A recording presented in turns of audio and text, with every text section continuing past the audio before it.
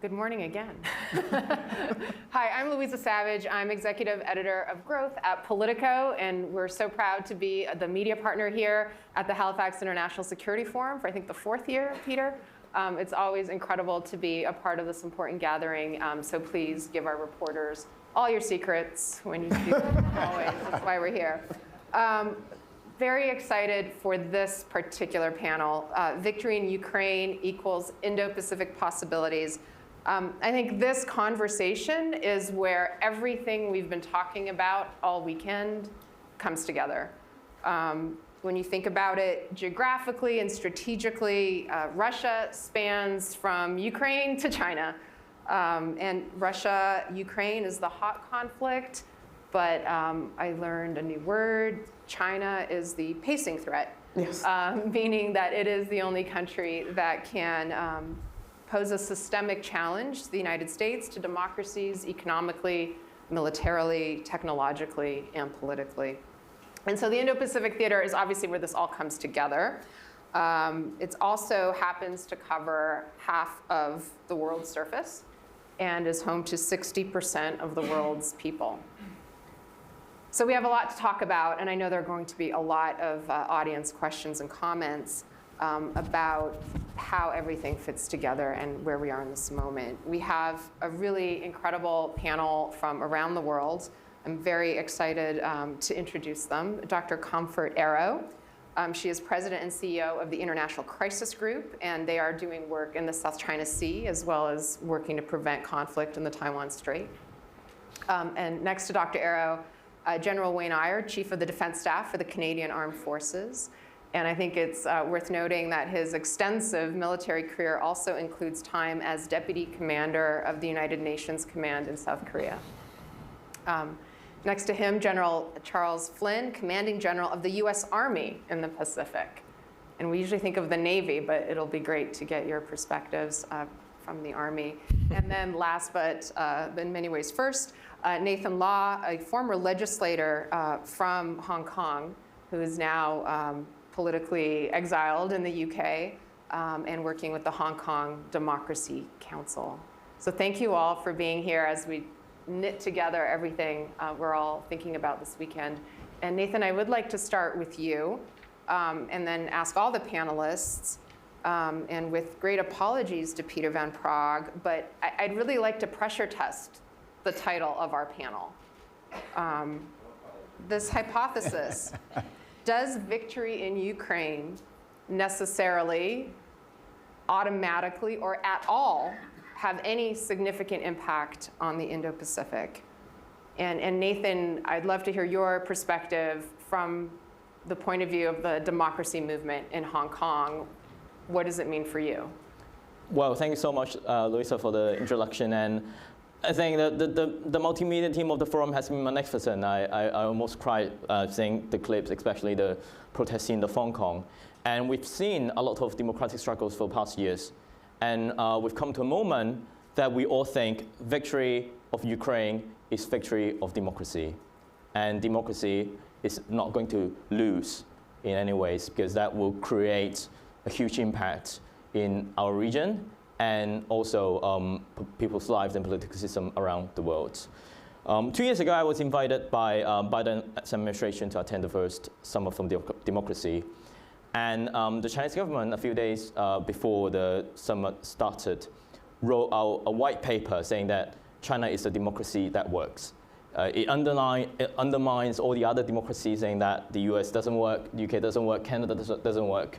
China is the one with a democracy that cares about its people. The reason why I brought that up is not because I think it is true, it's definitely false. But it shows that China wants to contest what does that mean of democracy. And they also recognize the moral appeal and superiority of the term, because that's what has been people praising looking forward. But they're going to do it another way in order to contest the so-called Western world and to make them work for them. So I think that is a big problem, because we see war in Ukraine. Definitely we want military superiority, we want to win the battle. But at the end of the day, it's about whether democracies can work together, can have unity, and whether the term democracy coined by people's participation in democratic process, whether they can really create results and then to make people to be involved in the process and to win over that kind of ideological warfare.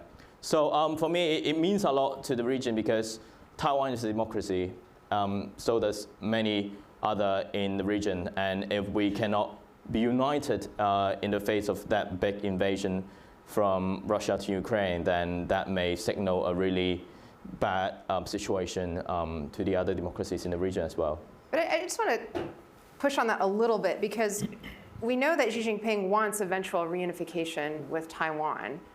So what does it matter to him what happens in Ukraine? Like, what difference does it make?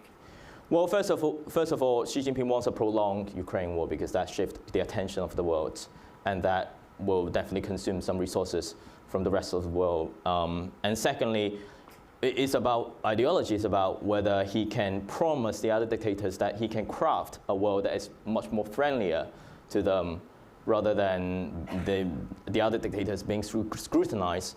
So if, like for example, Putin gets away from what he wants, then he has a much more moral appeal to the others to say that if you join my camp, you can get what you want, and you don't have to be held accountable by the international rule-based order and also the other democracies. So that creates a big appeal to them, and that for Xi Jinping is what he wants because he is also being challenged by a lot of difficulties in mainland China.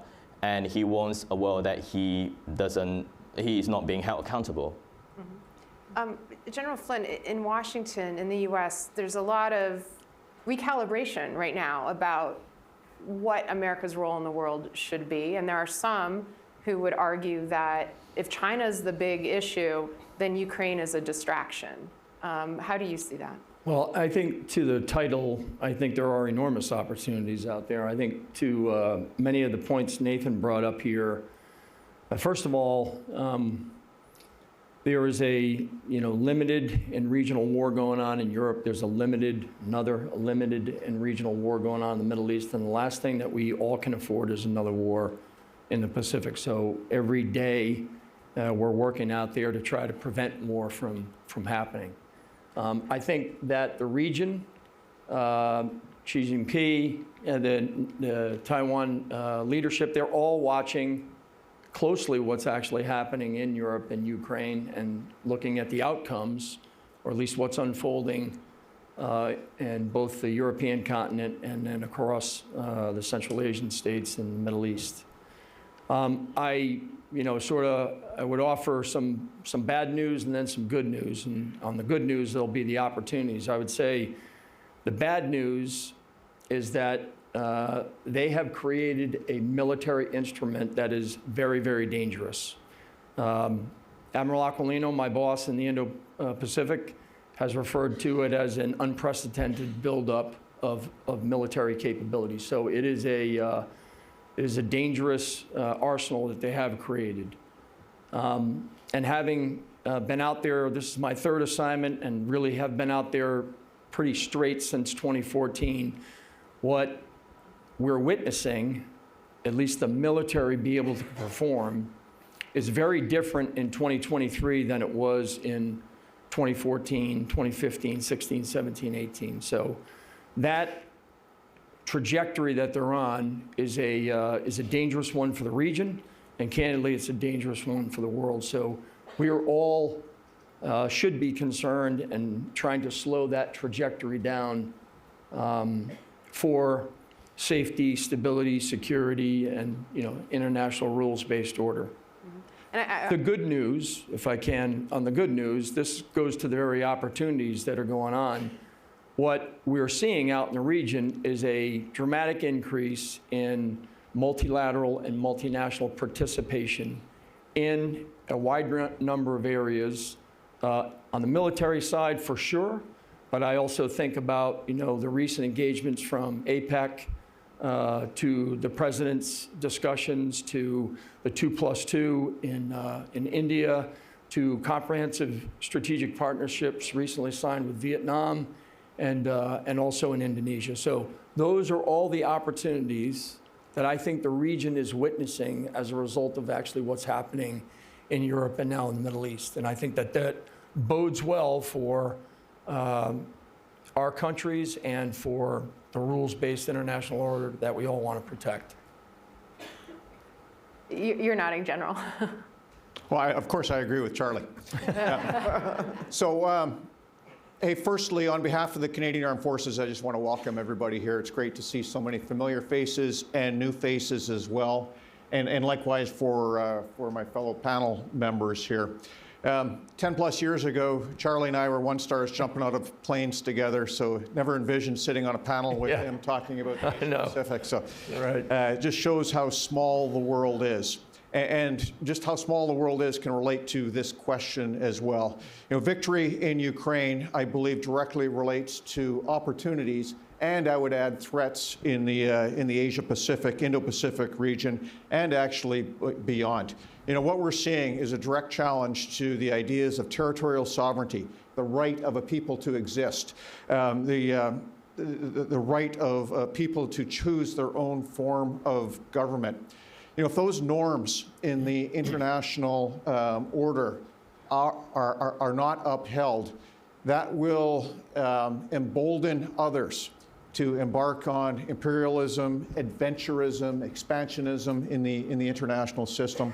So standing up against this aggression, standing up against this perhaps largest threat to the international order since the end of the Cold War, and perhaps since the end of the Second World War, I think is in all of our interests. And what victory will bring is a degree of certainty and stability to the international order. You know, let's face it, for all of our nations, a vital national interest is national prosperity, national sovereignty, and the ability to protect our population. Well, our national prosperity, for the large part, is based on stability and certainty in the international environment. And if that stability and certainty is not there, our national prosperity is going to suffer. And that's why collectively we have to stand up and collectively deter against this adventurism, expansionism, imperialism. You know, I firmly believe that the world is at a turning point, and it'll pivot on the survival or not of the rules-based international order, and Ukraine is on the front lines of that. I just want to pick up on something that your longtime friend General Flynn said. He said that Beijing is watching closely what happens in Ukraine. What specifically are they watching for, in your view? So in my view, there's a whole host of different things that they are looking at. Top two, the importance of isolation. And so the inability of Russia to isolate Ukraine from Western support has proven instrumental in Ukraine's ability to fight on. And so using hubs in Eastern Europe to be able to flow supplies in. Well, the situation in Taiwan, fundamentally different, being an island, and you can see their exercises aimed at creating that isolation, absolutely necessary. You know, secondly is the investment and utility of numerous capabilities, whether it be communications, long-range precision strike, the persistent surveillance. They are watching very, very closely and consequently informing their own force development. Very good. Dr. Eyre, what do you think about the general framing that we're talking about? How closely linked is the future of Ukraine with the future of the Indo-Pacific? You actually stress tested that last night in the night owl session. I heard your session. By the way, just before I deep dive into your question, I have to say that the videos that accompany each session are quite provocative, but they're also quite emotional. And this one was particularly emotional because you begin to understand what's at stake for many people of the world, especially the next generation as well. So I have to commend Halifax, Peter, because this one particularly, I had to pull back the tears because I can name a number of other countries where today's generation of children would be holding that flag in defense of their own future and and the vision that they have for their future as well. So I just want to commend you for that video. For me, it's personal as well, and I can talk about that on another occasion. But you started to stress test that question yesterday, and I was struck by the response by the panel from yesterday's Night Owl, which put the response to you in a historical context, that the history of China's sort of reclaiming back of unification of Taiwan, so to speak, didn't start on the 24th of February or the 22nd of February last year. I mean, it goes way back into history. And I mean, it's hard to know whether there's a survey. It's hard to know what the people of China think. But the person who responded to your question yesterday remarked that this is what the people of China want. I have no idea if that's true, and only that person can come back to you and clarify that. But I thought that was an important point, one I also didn't appreciate. So I think that history was important to hear. Whether it's true or not is a separate issue. However, in contemporary times, it's very hard to ignore how clarifying, I would say, Ukraine has been for China. And I want to answer it in sort of three perspectives.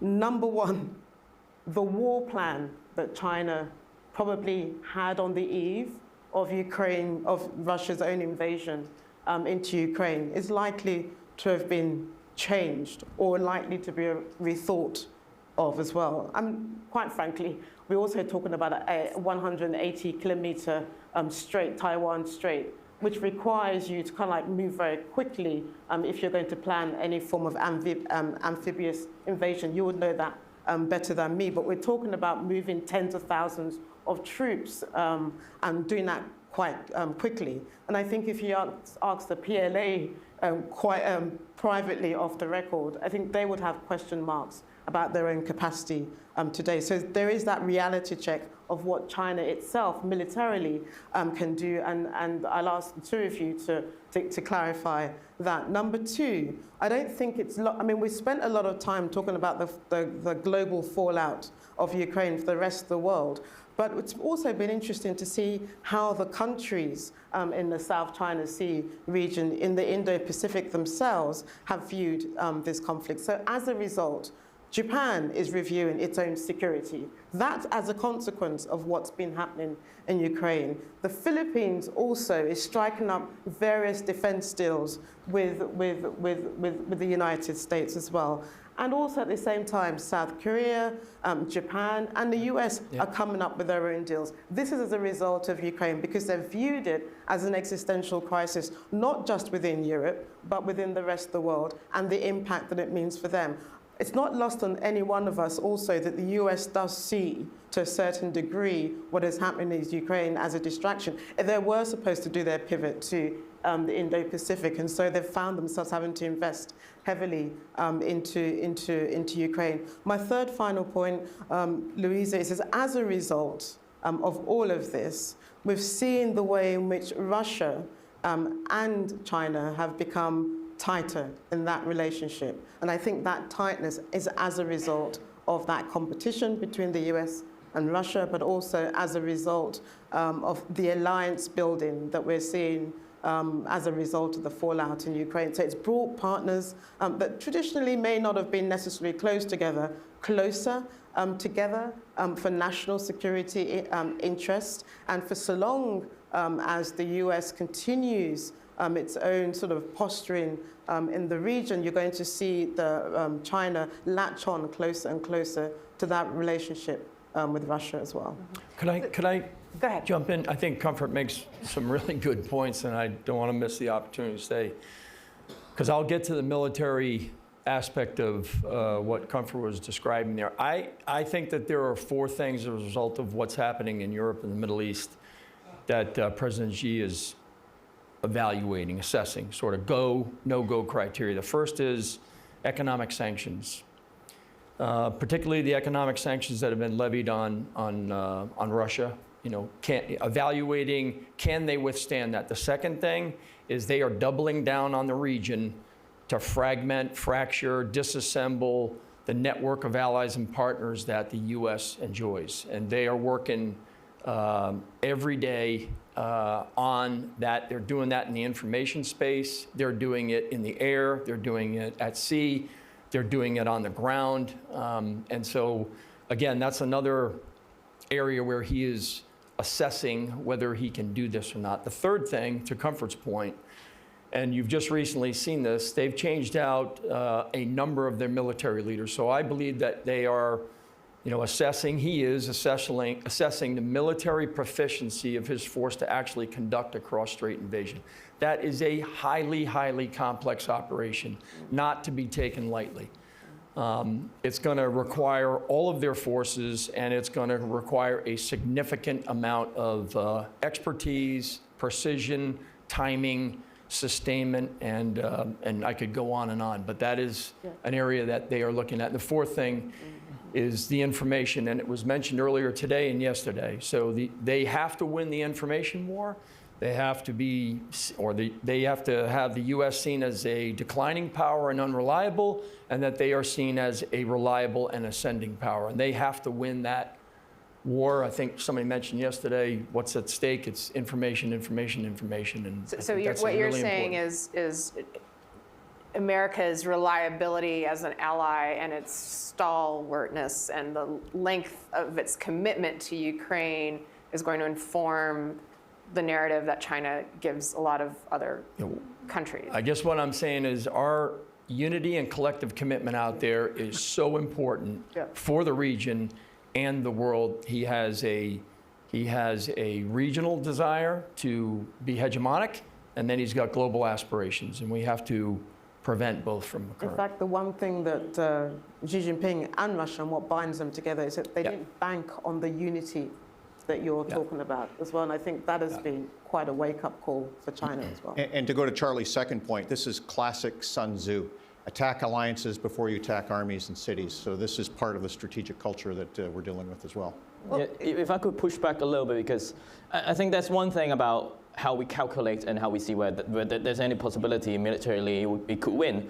But that's the other thing, that's the danger that we're witnessing is the Xi Jinping regime is becoming more like a one-man dictatorship than it's like a collective authoritarian regime. There's no sign of successor in the Politburo, which in traditional term there will be in their second terms as the top leader, but we were approaching the third term, and then there's no sign of it. And we've seen a lot of signs of Xi Jinping becoming much more reliant on himself and less listening to his allies and his people around him. So that becomes there's a big danger whenever he feels like there's a need for him, no matter it's distracting the economic strait or no matter it's distracting a lot of domestic problems, that may have a call to create a much more belligerent attitude and valiant external enemy in order to unite. Because at the end of the day, what is in his mind is, first of all, to retain power at all costs, and secondly, try to become the greatest leader in history, surpassing Mao, which requires the so-called reunification, but in a lot of spectators on that time is an annexation on Taiwan. So I just feel like we shouldn't underestimate that kind of perspective in looking into the scenario. General, you want to jump in? Then I was going to say that's a key point when comparing China and Russia, because Putin did the same thing in terms of surrounding himself with yes men who would not deliver bad news, who would not deliver an assessment that would run contrary to Putin's worldview. If we see the same thing happening with the band of advisors around Xi, who without giving him an honest assessment, will allow for increased opportunities for miscalculation, unintended escalation, and what falls from that. So my follow-up from all these comments is we're talking a lot about unity, the importance of showing unity, maintaining unity. In Europe, we have NATO. In the Pacific, we don't have a collective security architecture. We have a lot of bilateral agreements on mutual defense. Do you think we need a Pacific NATO? And if not, then how can we structure ourselves to show that unity? I guess you're asking me, so I think what I would say is, again, to a number of points that Comfort made, what I'm seeing, and this is as a result of what I would refer to as and I have referred to it as, China has been on an incremental, insidious, and irresponsible path. And what that's done is it's actually brought the region closer together. So even though we operate in a very bilateral stance in terms of, relationships, I have a number of examples. So an exercise that we do in Indonesia, Garuda Shield, that was an army-to-army exercise 5 years ago. 2 years ago, in 22, that became 14 countries, 6,000 multinational forces out there. I see some of my Australian colleagues here. We just did an exercise in Australia, Talisman Sabre. That was 15 countries, 30,000 troops, all kinds of different assets down there from a wide range of countries across the region. Yamasakura in Japan, that was once army to army, now 4 nations. I mean, I could go on and on. But so you're saying, no, we don't need it? What I'm saying is the region wants those kinds of activities. So the measure of performance or measure of success that I look at is that an increase in multilateral and multinational work together as a region is really important. And that is the way they're speaking about countering the insidious and irresponsible activities of the Chinese. And that is what's actually playing out on the ground out there. I mean, regardless of the structure, there is already alliance building already in the region. You talked about Australia, and you've got AUKUS, for example. And then you've got, the other sort of country that is not on this panel, but is part of that calculation is India as well. And we're seeing just very much the reliance and the focus and seeing India as part of that sort of geopolitical, military sort of thinking or rethinking or reshaping that is driving the US and its own alliance building. And also there is overall, regardless of whether we're talking about the Indo-Pacific or whether we're talking about Europe or whether we're talking about Latin America, what defines this period that we're talking about is this era of clubism. I want to be in your club, for different reasons, for how it supports my own national security interest, my own short-term benefits as well, and they can be military, they can be economic, they can be for trade. What is also clear to me, Nathan, I was listening to what you were saying very, very carefully, is that although these countries have built up these alliances, at the same time, proximity matters. The cost is great to the region. And so they are hedging. They don't want to put themselves in a camp where it's them versus China. I believe they're also pragmatic in their outlook. So they look at the US as an important partner. They've learned the lessons also from Ukraine and how Europe and the West have become allied. But at the same time, because the cost is grave to them, they still want to keep the door open to be able to engage with China. So for example, in an economic area, in the trading area, because regardless of whatever promises and commitments they're going to get from the United States, they have to live in that neighborhood, and the fallout to that neighborhood cannot ever be underestimated to that neighborhood as well. So I think when I agree with you on the scenarios, but that is one set of scenarios of what the neighborhood thinks. And so while they lean in and expect the US to come and stand shoulder to shoulder to them, and they watched what happened when Biden went to Israel. So there's an expectation there. But they will hedge, and they want to make sure that their relationship remains as possible, as stable as possible, and not necessarily one of an existential crisis to them. So I have a quick question for you on that. There's so much to cover, and I do want to get to questions in a few minutes. So many aspects to this. Coming out of the meeting this week between President Biden and President Xi Jinping, there's a lot of discussion about the economic piece and trade. I heard a comment, I think it was last night, someone here said, whatever Xi Jinping thinks of his military chances of success in potentially invading Taiwan, and actually a potentially stronger deterrent is economic integration with the United States, with Europe, with other democracies, because if he were to be subjected to debilitating sanctions, that could really imperil his hold on power if it tanked the Chinese economy. And I just wanted to get your thought on that. We hear a lot about decoupling or now de-risking, but actually, is that a powerful thing to maintain those economic links? In fact, for me, if there's one thing that I take away from Ukraine, and if there's one lesson for any other sort of state leader that wants to pursue that kind of adventurism that you both talked about, it is the maximalist sanctions that you've seen imposed on Ukraine, on Russia. Even though the Russian economy has found itself to be resilient, and the way in which Putin sort of has recrafted that economy to withstand for now. But nonetheless, that is a big lesson.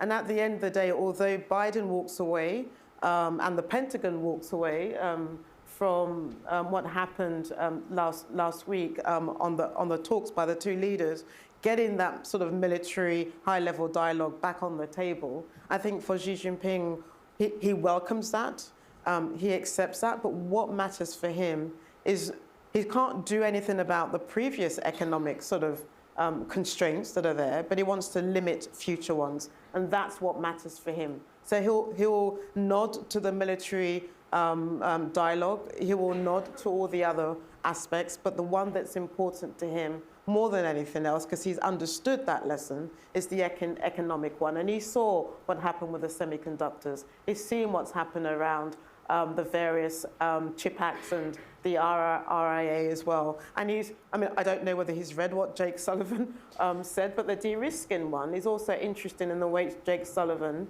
borrowed that language from Europe, from Van der Leyen, and said, look, of course we can't decouple America from China, we're interdependent.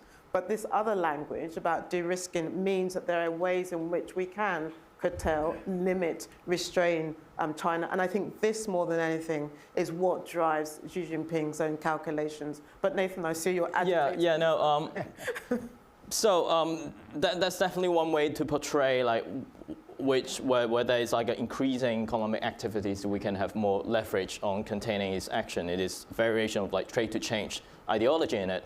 But there's also another way looking into it, and it's the reliance. Like if we remember, like at the very beginning of the Ukraine war, because of energy reliance on Russia, there are lots of difficulties of the West coordinating a very holistic and strong response, and that's what we've been witnessing for the past years on China as well, because the kind of increasing economic interaction and intertwined economies, it comes with reliance as well.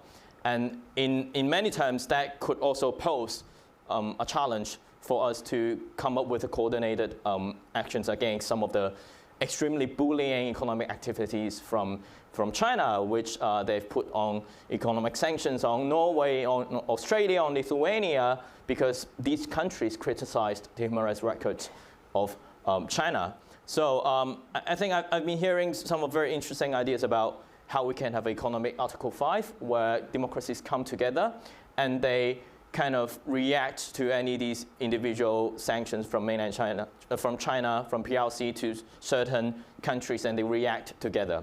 And all these democracies, they combine, they have more than half of the global GDP, and that would be an enormous weapon to defend the ability for these countries to just pose critics to China. And that comes back to the idea if we're seeing the war between Ukraine and Russia and China and the kind of democracies, there is a component of who owns the definition of democracy, who can be the representation of democracy, and who can have the moral appeal and superiority in terms of defending their political system. And that would, like having the kind of like economic Article 5 would definitely help to achieve that goal. Interesting. General Eyre, I wanted to ask you, because we are in Canada, and the defense minister was here yesterday, and he told this forum. Oh, there he is. Well, here he is. He's back. Well, he told this forum, which I thought was really interesting. He said, we know that Canada now has 3 warships in the region, and we must, quote, move from an episodic presence in the region to a reliable and persistent presence. And I wanted to ask you, what does that look like? Is that purely a naval move or something else? And secondly, what kind of resources will this take? Because I think he also said that the Canadian Armed Forces are, quote, in desperate need of resources. And I thought that was a very strong word. So how desperate? And very welcome word. Thank you. No, that is a great question. You know, as we speak, we've got 3 ships in the Western Pacific right now on exercise, annual X with Japan, with the U.S. But maintaining that presence is going, a persistent presence is going to be a challenge as we go forward, but one that we are committed to doing as we balance resources around the world and prioritize the naval component in the Western Pacific.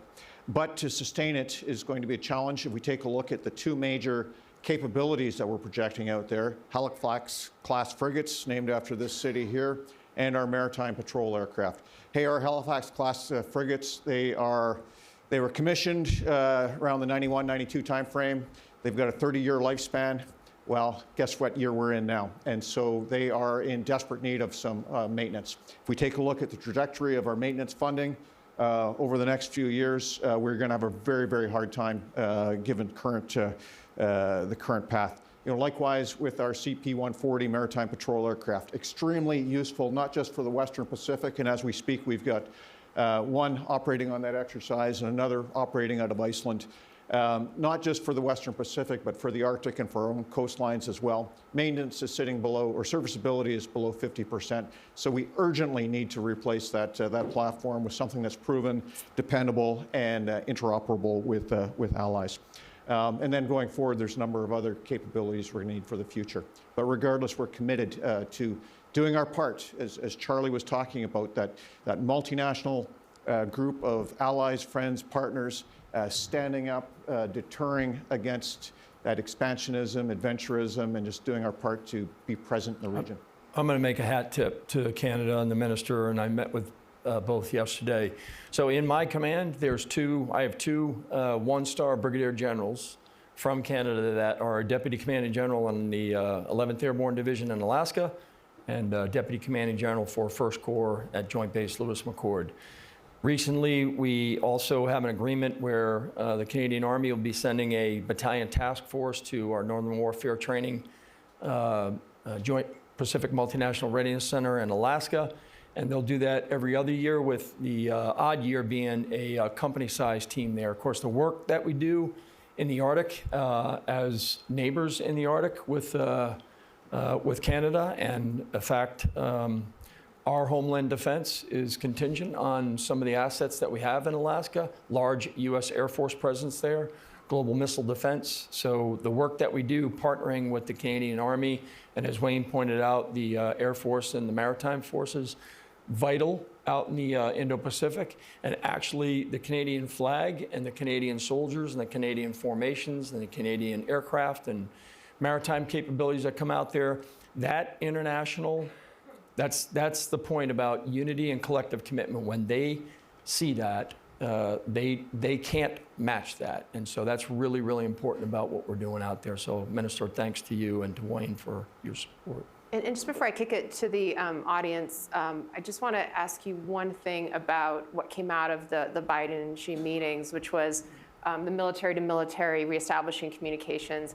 Very quickly, what does that give us? Is that a big deal? And secondly, do you, in your role, ever have the opportunity to communicate with your counterpart from China? Would that be desirable? And then thirdly, on operations, there used to be U.S.-China joint exercises around disaster response.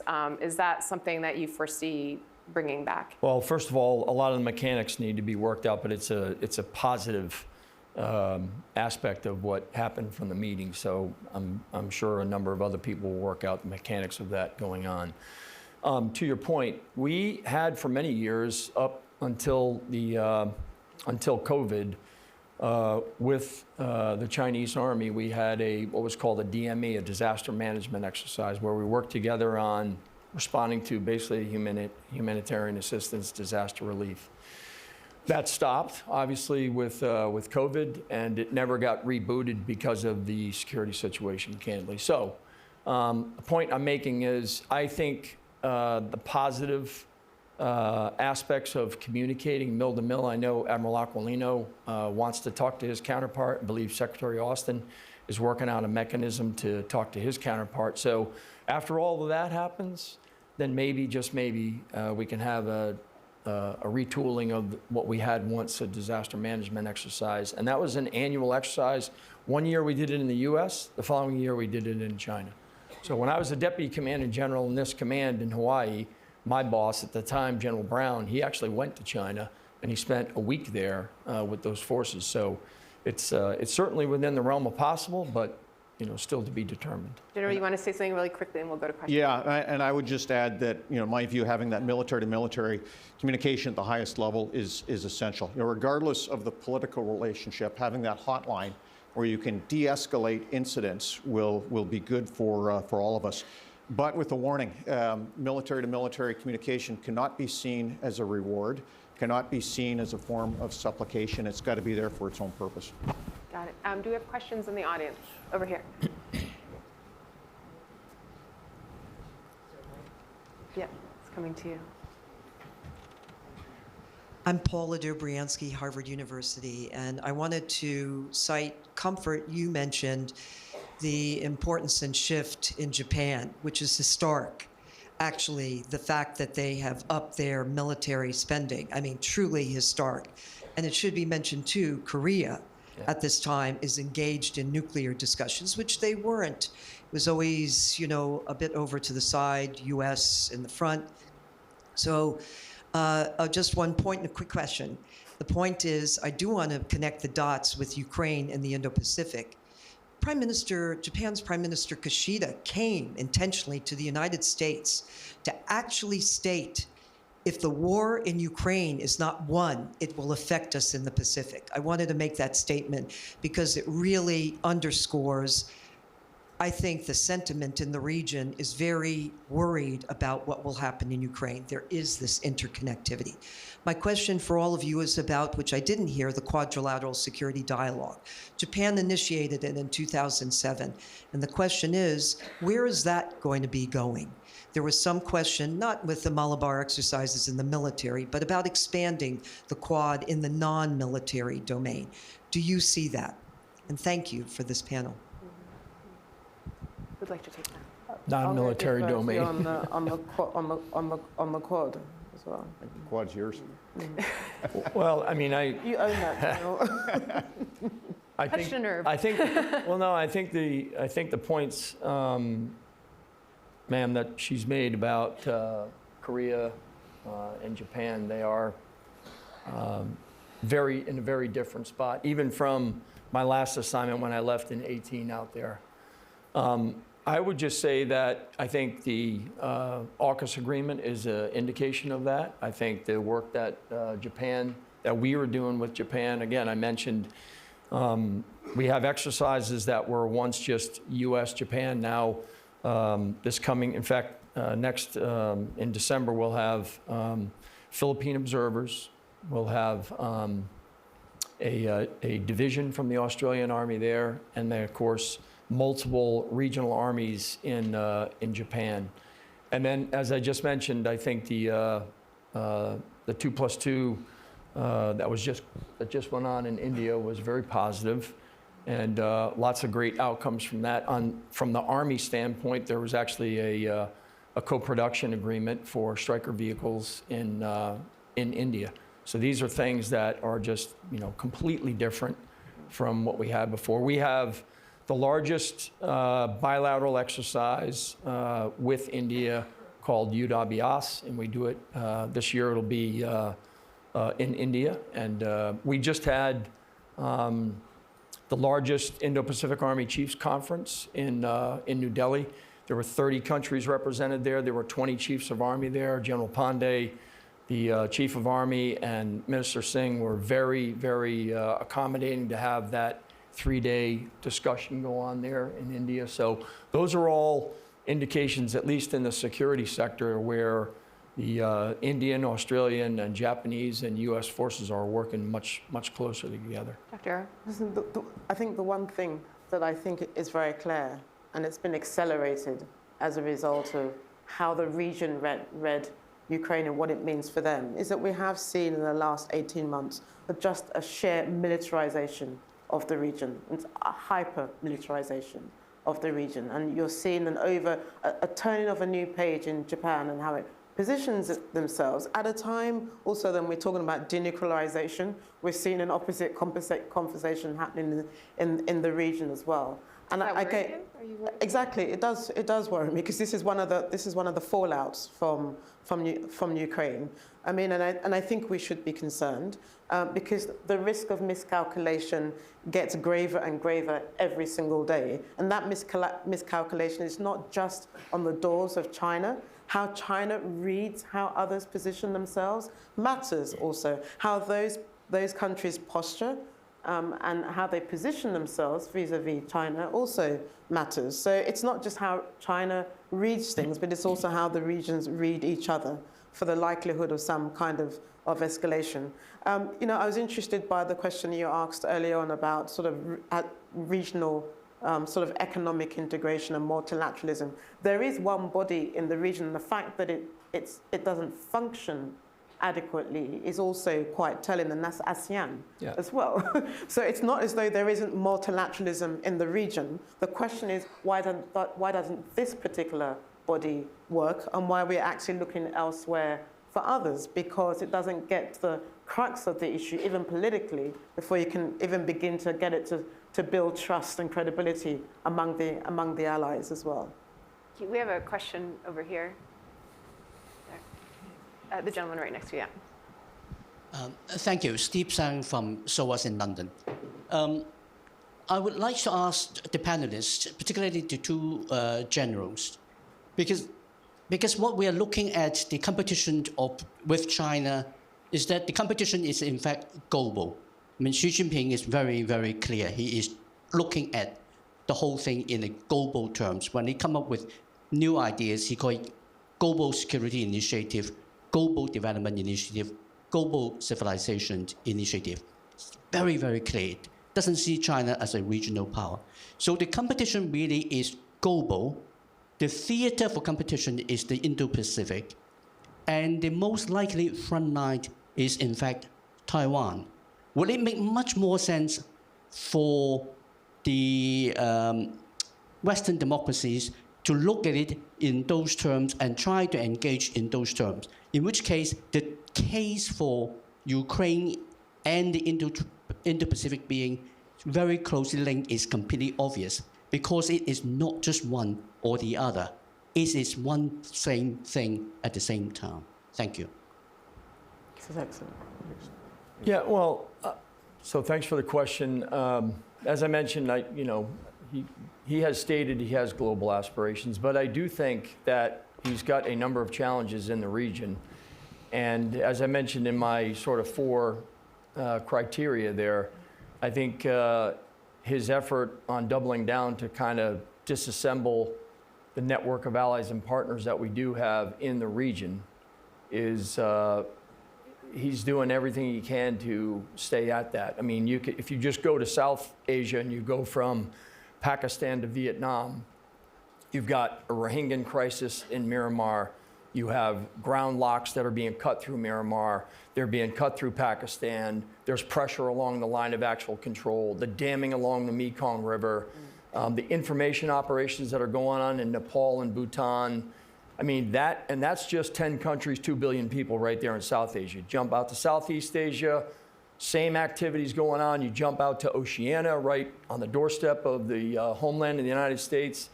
Solomon Islands, Papua New Guinea, Vanuatu, Fiji, Tonga. Different approach, same tactics. You know, doubling down on trying to find corrupt officials, political, military, police, business. And it's very difficult for these small island nations to get untangled when they get into their IT backbone, their power grid, they get into piers, ports, warehouses. They're basically taking terrain. So in my view, I think this violation of countries' territorial integrity and national sovereignty in the region. I think that's where China is putting that pressure on the region in very demanding ways and very coercive ways. And that is difficult for these small countries that get pulled into China's orbit sometimes through that coercive power to get untangled from. And so that's where I think the work of Korea, Japan, the United States, the Philippines, Australia, India, Thailand, Vietnam. I just came out of Vietnam. I think that that's really important as a counterweight to what China is attempting to do across the region. So I agree they have global aspirations. In my view, they have to win the region first, and they're doubling down to try to do that as best they can, although they're having a hell of a time doing it. But to take it further afield, I firmly believe that we are in a globally integrated security environment, not just for today, but for the future as well. And I'll just take you to a different region. And again, looking ahead, and that's the Arctic, one that we're spending a fair bit of time looking at. And we've traditionally seen the Arctic being a wedge issue between Russia and China. But as Russia has become more isolated, it has acquiesced more and more to China, and we're seeing much more cooperation up there. And as we take a look at Russia expanding along the north, expanding its Arctic infrastructure and increasing its anti-access aerial denial bubble over the northern sea route, they are taking a page out of China's playbook in the South China Sea to present a territorial maritime fait accompli. And so in the decades to come, when the Arctic becomes much more accessible, they will already be there with the capabilities necessary to exert control. Thank you. I think we're coming to a close, but if there's one takeaway from the panel, it is all connected in all kinds of ways. So I want to thank our panelists. I feel like we could talk for another solid hour. There's so many questions I want to ask you, but we have another day here, so I hope we'll all get a chance to do that at additional dinners and panels. We're going to stay in our seats.